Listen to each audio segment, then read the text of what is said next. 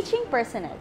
Para sa pag-check ng school personnel, tukuyin lang kung ilan ang nationally funded at ilan ang locally funded na mga guro.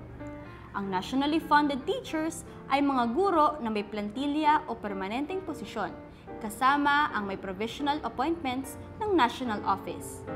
Samantala, ang mga locally funded teachers ay mga guro na walang plantilya o walang permanenteng posisyon at ang kanilang sahod ay hindi nanggagaling sa national budget.